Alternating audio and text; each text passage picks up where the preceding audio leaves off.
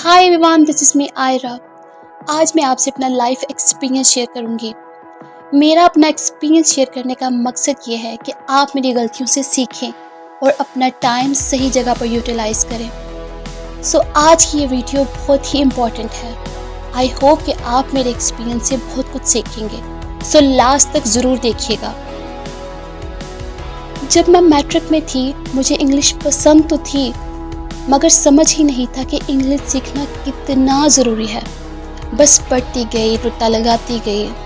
खैर, जब practical life में आई और कॉल सेंटर की जॉब की, तब असल समझ में आया, क्योंकि हर चीज़, फॉर्म्स, क्लाइंट्स, कम्युनिकेशन, हर चीज़ इंग्लिश में थी।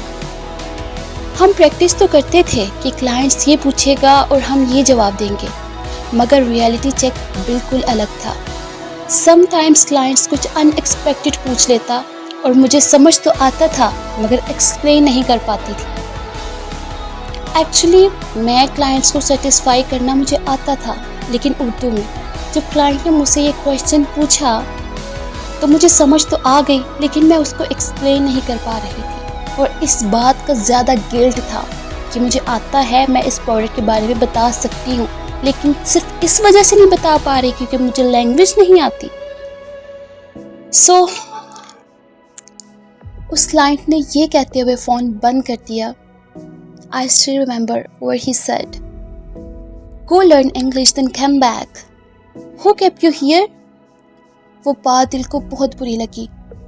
बहुत दिन डिस्टर्ब रही, डिप्रेस्ड रही।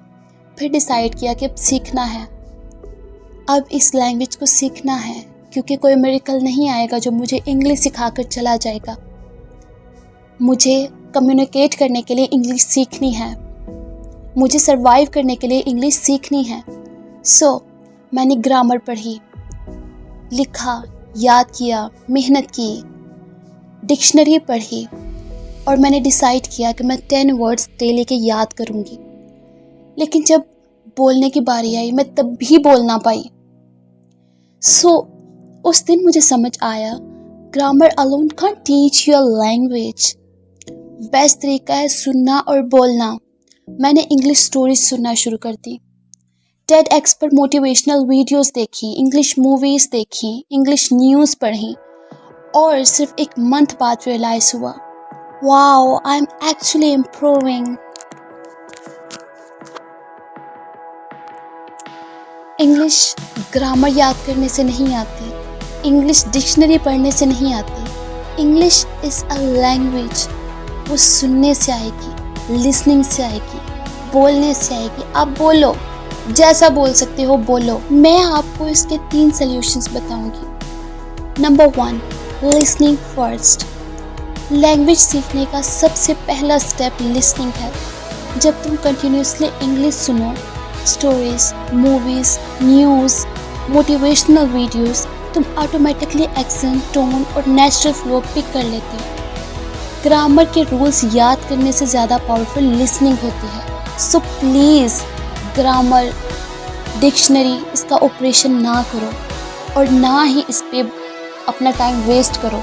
सुनो, इंग्लिश न्यूज़ सुनो, इंग्लिश आर्टिकल्स पढ़ो, इंग्लिश मूवीज़ देखो, इंग्लिश मोटिवेशनल स्पीकर्स को सुनो, right. Number 2, practice in daily life. रोज़ के छोटे सेंटेंस पढ़ो, छोटे छोटे सेंटेंसेस से स्टार्ट करो। एकदम आप इंग्लिश नहीं सीख जाओगे। जैसे I am hungry, I went outside, today I learn something new. रात को खुद से इंग्लिश में बात करो। ये छोटी प्रैक्टिस तुम्हारी कम्युनिकेशन को नेचुरल बनाती है। जो दिन भर हुआ है, रात को सोचो कि आज ये हुआ, आज मैंने ये किया, आज कल मैं ये करूँगी, लेकिन इंग्लिश में। खुद के साथ कम्युनिकेट करो इंग्लिश में, राइट। Number 3, contextual learning. अपने फील्ड की इंग्लिश सीखो। सबसे पहले अपनी फील्ड की इंग्लिश सीखो। पहले देखो कि मैं किस फील्ड में हूँ। आप स्टूडेंट हो, आप जॉब करते हो, किस फील्ड में?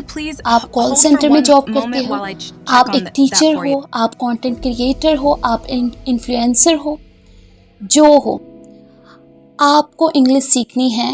अगर तुम कॉल सेंटर में हो तो कस्टमर सर्विसेज का डायलॉग सुनो, अगर तुम कंटेंट क्रिएटर हो तो क्रिएटर्स की इंग्लिश सुनो। फील्ड रिलेटेड इंग्लिश तुम्हें फास्ट इंप्रूव करती है क्योंकि तुम वही यूज़ करोगे जो तुम्हारी डेली लाइफ में ज़रूरी है। इंग्लिश कोई बला का नाम नहीं है। English is a language. उसको लैंग्वेज की तरह लेकर चलो। उसको ज़्यादा से ज़्यादा सुनो, पढ़ो और बोलो। जैसी आती है बोलो। प्लीज़ इस ग्रामर और डिक्शनरी के चक्कर से बाहर निकलो।